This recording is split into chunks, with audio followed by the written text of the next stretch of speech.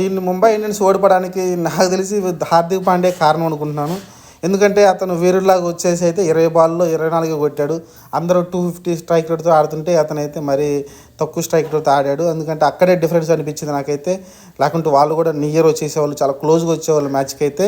ఎందుకంటే హార్దిక్ పాండ్యా ఇంతకుముందు 7వ ప్లేస్లో వచ్చాడు. నాకు తెలిసి టిమ్ డేవిడ్ని పైకి పంపించుంటే టిమ్ డేవిడ్ మంచిగా ఆడాడు. ఎందుకంటే తక్కువ బాల్లోనే మంచి స్కోర్ అయితే చేయడం చూసాం. 40 స్కోర్ అయితే చేయడం చూసాం. తక్కువ బాల్లో 200 పైన స్ట్రైక్ రేట్తో మెయింటైన్ చేసుకుంటూ ఆడి వచ్చాడు.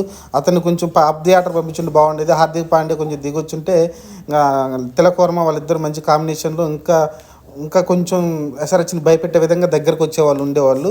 కానీ హార్దిక్ పాండ్యా అయితే అంత స్లోగా ఆడడం చాలా ఇబ్బంది కలిగిపోయింది. అందుకే మ్యాచ్ ఓడిపోయింది అనుకుంటాను. ఆల్మోస్ట్ అంత టార్గెట్ని కష్టం చేంజ్ చేయడం ఎస్ఆర్హెచ్ కూడా అందుకే ధీమాగా ఉంది. ఎక్కడ కూడా ఇబ్బంది పడలేదు.